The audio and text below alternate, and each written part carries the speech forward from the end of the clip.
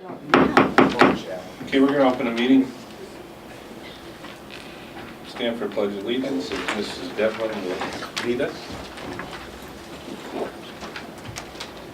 Pledge allegiance To the flag of the United States of America and to the republic for which it stands, one nation, under God, indivisible, with liberty and justice for all.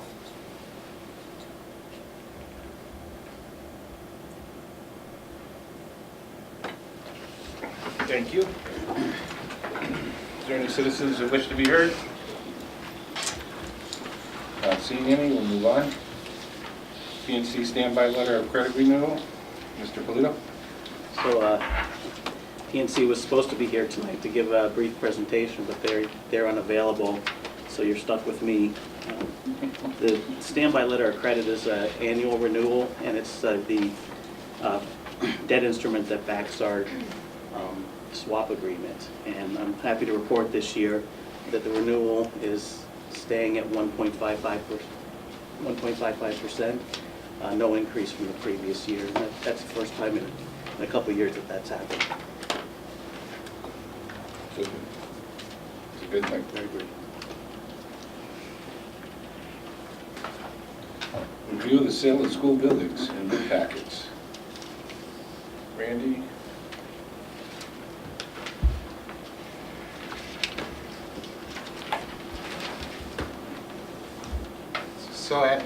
So as we've been talking over the last couple months, there's a number of buildings that are currently being underutilized by the district. So what we've taken the action of putting together bid packages. We feel that this will be the first step in taking those off of our property rolls.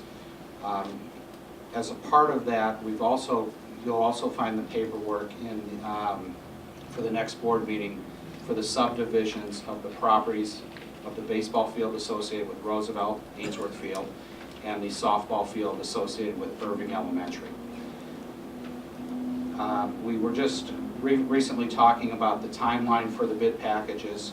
Our plan is to make those bid packages available next Thursday, the day after the board meeting. And then from there, we're kind of still adjusting some schedules, and maybe Attorney Walker, if you can speak to the timeline. So what you're going to see from us in the packets that are in front of you, you see a draft resolution that there will be some changes to based on previous just conversations that we just had. And then there are 6 bid packets.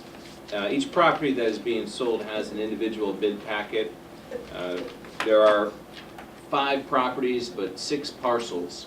The 6th parcel is the to-be subdivided softball field from Irving. So the 5 schools and then the softball field from Irving will be sold separately. The schedule and the manner in which we would proceed is, well, the manner in which we would proceed is similar to how the school district sold Glenwood School, but the schedule is going to be a little bit different. In the Glenwood School property sale, you provided for a 30-day condensed time period in which to make this happen. Here we're proposing something a little more substantial.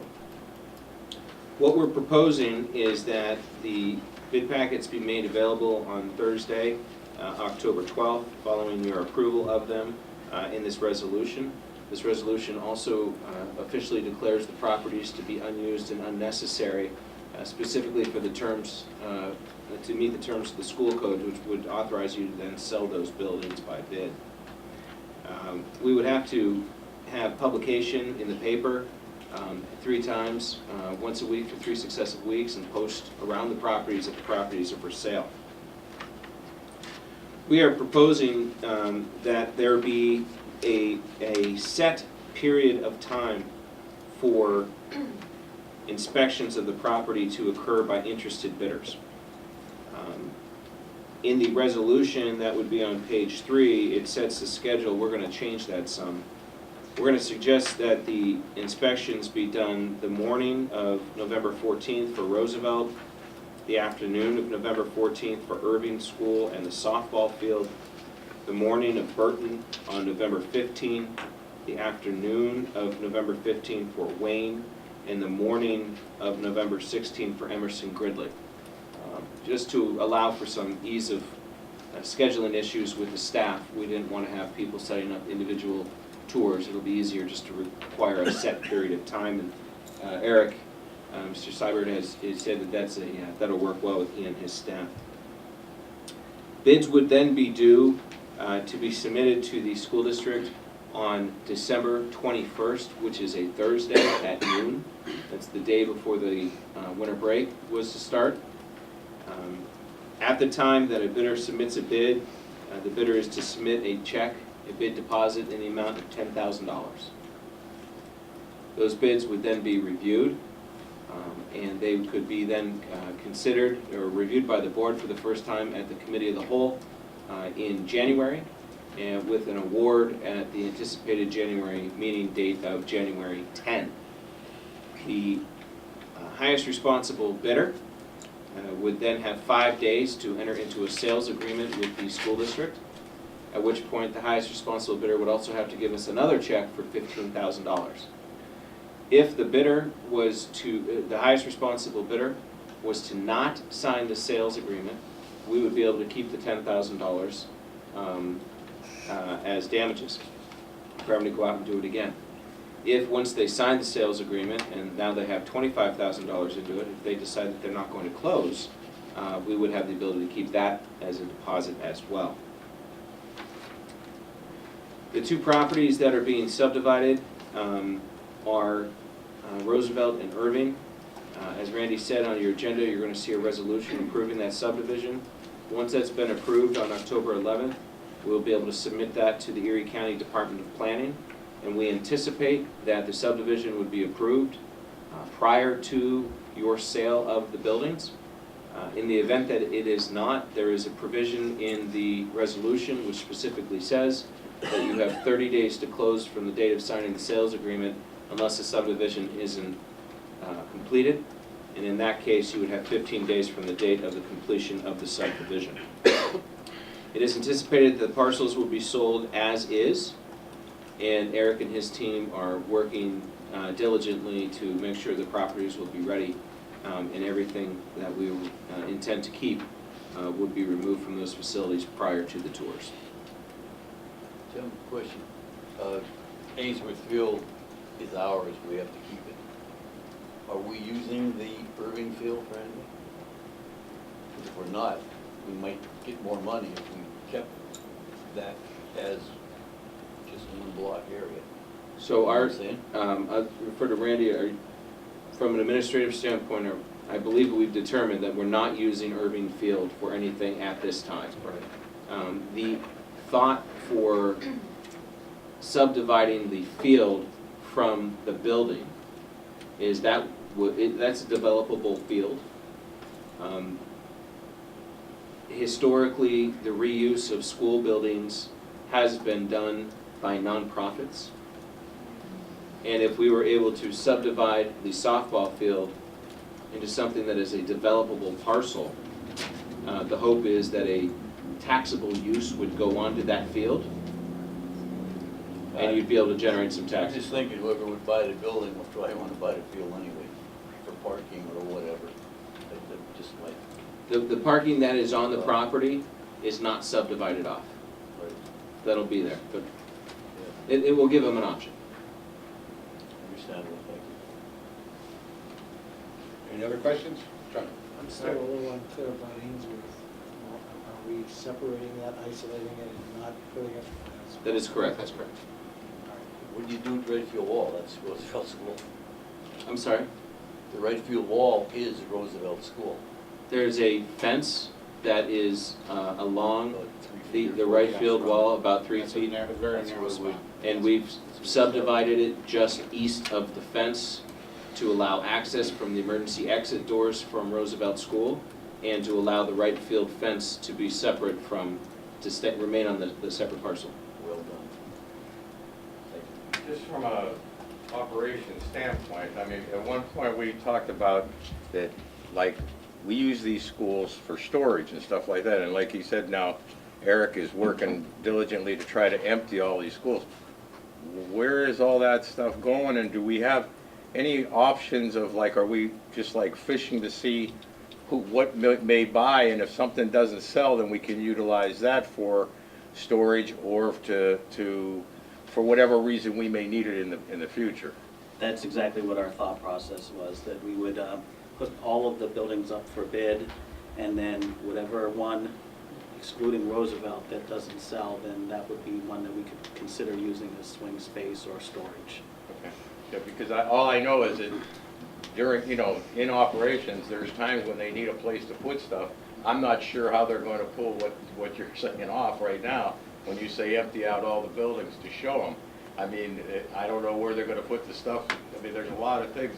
And I mean, we've never really had like, I mean, are we thinking of having like, I mean, I hate to put this in simple terms, but a sale of some kind to maybe disperse some of the stuff that we have rather than? And B's actually been working on that, so.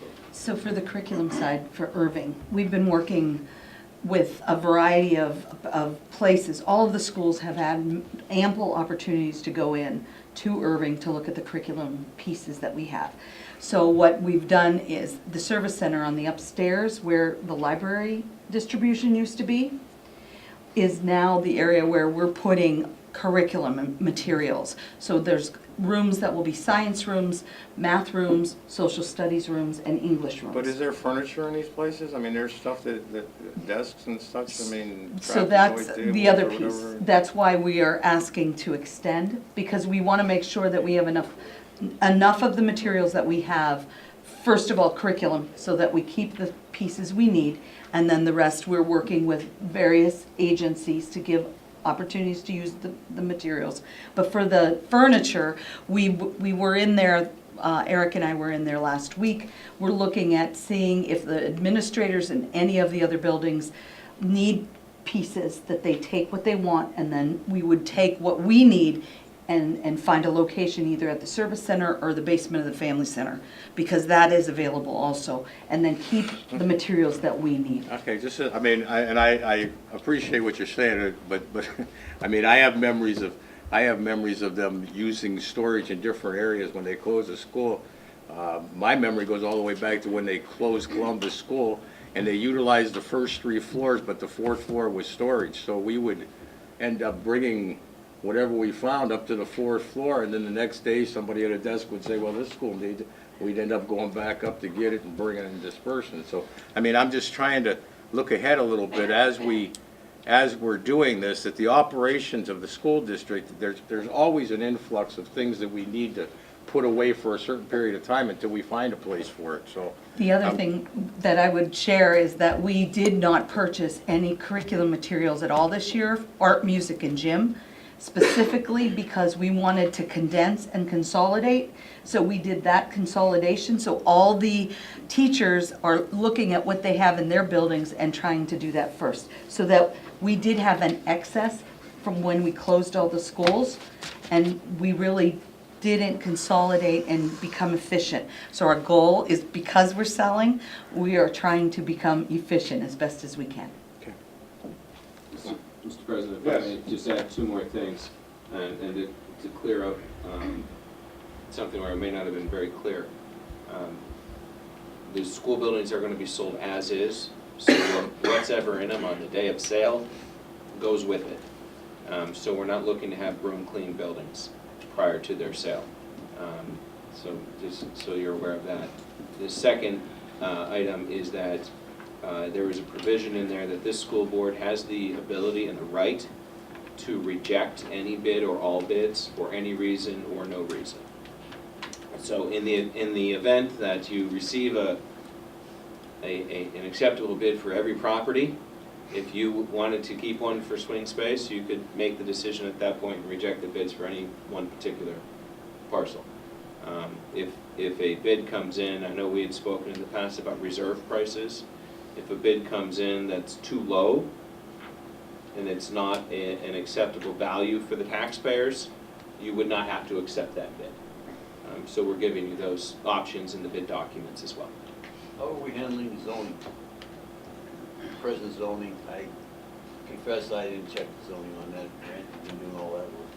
But I would imagine that anybody who bought any of our buildings is gonna have something in their agreement saying contingent upon zoning change to C2 or whatever it might be. The terms of the agreement that we would like to use, we do not anticipate negotiating those agreements. Those agreements are in the bid documents. The way the school code works on the sale of the buildings is we are to set the terms of the sale on the date that you approve the resolution. And so we incorporate the sales agreement into the resolution itself. You'll see that there is no allowance for any zoning changes in there. And if you're a buyer of the property, you're buying it as is on your own. Afterward. Right. Just one more question. So the notices that are outside of Roosevelt at this time, the public notices for a hearing for zoning, that has to do with the separation of the two properties? It's the tower. Remember the cell tower? Yeah, That's what it's about. and what does that mean? What, I mean, There's a requirement within, my understanding is that there's a requirement within the City of Erie zoning ordinance, which requires that the zoning hearing board approve the cell tower. The lease that we have in place with the cell tower company and the eco site is such that they're able to apply for that zoning approval on our behalf. And that is what I believe that to be. So there is a hearing on October 10th or 11th of next week to review that. Eric has been contacted by the cell tower company, and he's been requested to attend on behalf of the school district, and I believe he will be doing that. So that approval is specifically related to the cell tower. The subdivision approval is a notice that will go out at a later date. Once you approve that resolution here next week, Randy will have the paperwork delivered to Mr. Matthew Puzz at the City Planning Office, and the City Planning Commission would have an opportunity to review it. The County Planning Commission will have an opportunity to review it, and then would go before City Council for approval.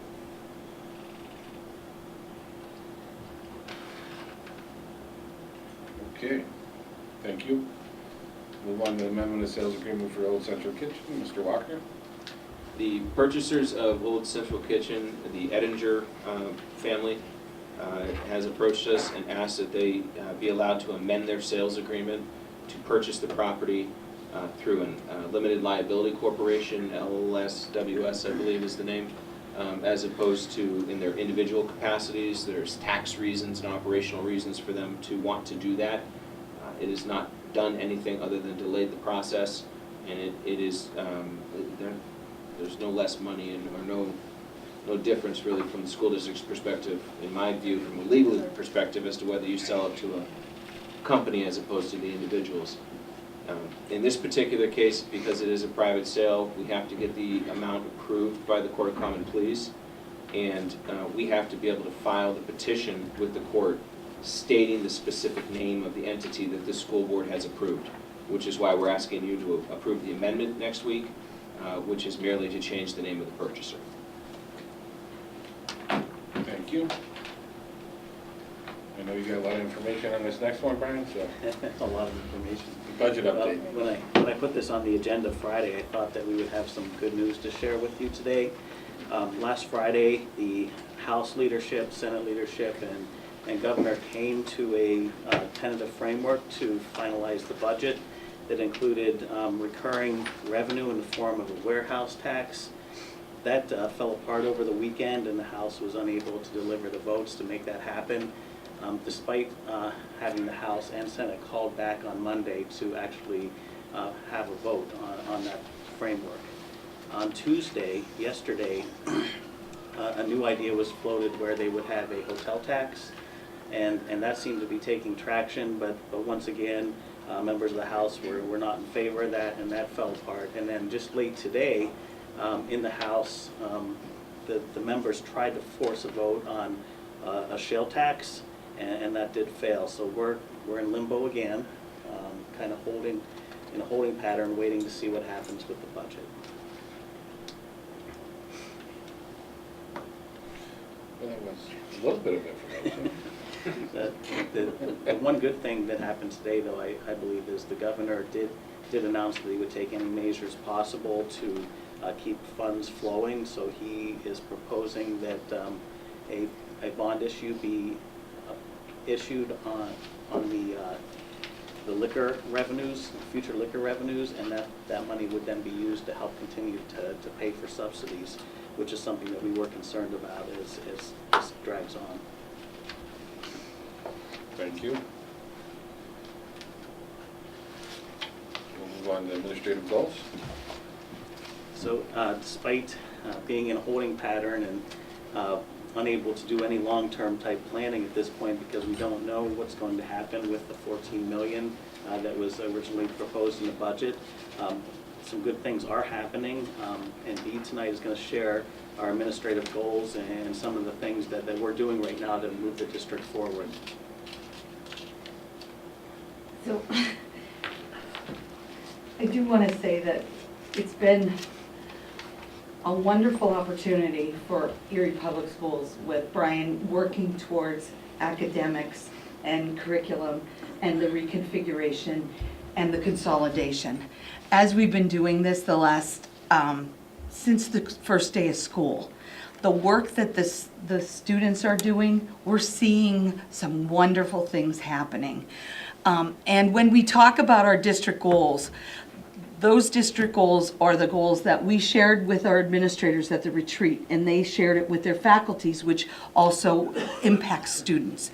So student engagement is one of the biggest things that we look at, that they want to be in school, they want to learn and grow and become good citizens. So one of the things we've been doing is we have our central office staff, and though we're small, we've been going into buildings and walking through, meeting with our administrators, seeing what's happening in the classrooms. And we've been looking for the following things: the learning targets, which was something that we had PD 2-3 years ago. That continues. Learning targets do. Guided practice and performance of understanding. That means they have to understand what they're learning. Why am I learning? What am I doing in school? We're watching students, if they're attentive and they're persistent in what they're doing. Are they really engaged in learning? And then, are the students speaking and standing alone, or is it more teacher talk? Those are some things that we're helping, going into the buildings and working with our administrators. The other piece is the community building, and with Daria and with Diane Sutton, working with our 5 community schools, they've been spending hours and working to collaborate with the agencies and with the schools hand in hand, side by side, as well as supporting all of the other schools, because we have 15 schools. So there are 10 schools that do not have community schools, but also have needs that we've been trying. So those are the 2. And then the data analysis is really digging deeper into our test scores, digging deeper into attendance, digging deeper in truancy. And Brian, as our leader, is really pushing us with this. And it's really good to see some of the things that we're going to do and try because of digging deeper in data. And not only in instruction and learning, but also in all decisions that we're making. We don't just say, well, that sounds good. Well, what's the data that shows that we need to do this? So those 3 goals have been the goals from the very beginning in July, and we thought that it would be important for you to know that what the buildings are doing now is looking at these 3 things. And our entire central office team, along with the administrative team and the teachers and the faculties, are working towards that. Oh, I have to do this too. And then these are our 3 true, something happened there. There we go. Our 3 true goals, which is primary literacy, because we haven't really looked at literacy for our little kids.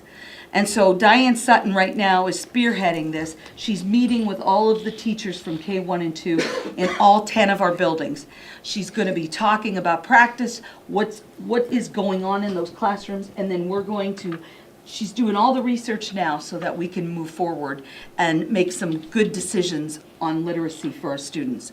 Our middle school consolidation, again, we just announced Ice House today.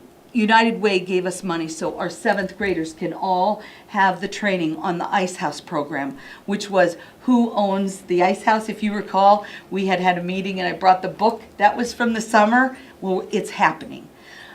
2 weeks, these last 2 weeks, the 8th grade got a chance to go on the Niagara. They all went on the Niagara, now they're writing about it, and then we're going to hopefully have one of the magnets in the future being a maritime magnet. And so we're giving them those opportunities.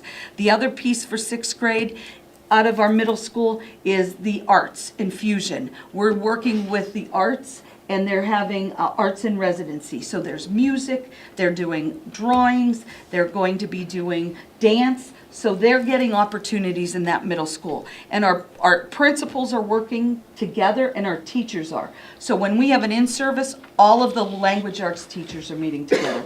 All of our math teachers are meeting together, English, etc. And then the last piece, our committee is meeting tomorrow for the magnet schools. Of all of the programming that we are doing currently, is it working? Are we doing what's best for our high school students?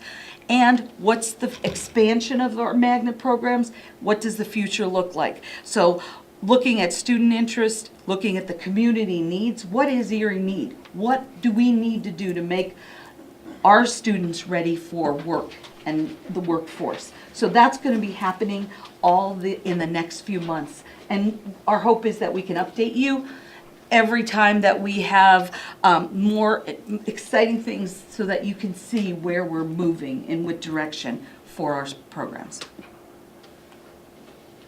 Speaking of exciting things, Erie High is ranked number 10 in the state. That's In our pretty good. athletics, yes. That's pretty good. That's pretty good. Football team. Thank you. We'll move on to new business. Anybody have anything on new business? John? 6.11 sale of land and building by sealed bid. I assume that's what Attorney Walker gave the packet. Okay. 6.08 and 6.09, I can assume what that means, but could someone just speak to that briefly and explain what they're doing and why it's necessary? PIAA application for school membership for separately leased in Stone Vincent Middle Schools. I believe that's because they are new schools this year, so we had to fill out a formal application to include those schools in the programming. So in the meantime, are they allowed to participate as such? They are participating. That's what I mean, I wonder why we didn't do this sooner. That was my curiosity. I think it's a timing thing with the PIAA more than anything else. Okay. I'm sure they don't meet over the summer unless there's some kind of emergency. Anything else? I mean, No? All right, if no one else has anything, we do need an executive session, which is going to be for personnel and legal matters. Before we adjourn for 10, and we'll move over to room 3. Any other matter anybody has or anything? just when B was given a report, I mentioned community schools. It seemed like we launched that with a lot of enthusiasm, then it all got kind of, not ruined, but I mean, it just, we got distracted by all of the troubles we had at budget time. I'm just curious in a general way, are we making progress we'd hoped to develop that? We actually met with United Way last week, and they've completed their needs assessment on the elementary schools, so we are in a position to start moving forward with some of that programming. The middle schools, because of the shift in them, because of the reconfiguration, they're a little further behind, but they should have their needs assessment done by mid-November, and we'll be hearing a lot more about that as things roll out and we start to add programming and services in all those buildings. Oh, John, I just want to say I have been keeping up with Daria about the community schools too, so at least one of us, it has been informed, because I met with her and what's his name, Michael, and a few others maybe a month or so ago about community schools, and just been trying to keep up with Daria about that too. I haven't said anything about it because I know that they were still doing some of the needs assessments because the schools shifted. They had to redo some of them, so which is understandable. So it kind of gave like a little bit of a re-beginning for some things, but I've been keeping up with her. She's been keeping me informed as like the community liaison person with what's going on with the community schools, and I've seen some progress with some of the stuff they've been doing with the community centers and things as well. So they have been making some progress. I guess that I just wanted to hear that. I just wanted to know that it didn't get, the concept, the development of the concept didn't get ruined by the budget adjustments we got sidetracked with and had to make. Okay. Okay, if nothing further, we'll break for 10 and get together back in room 3.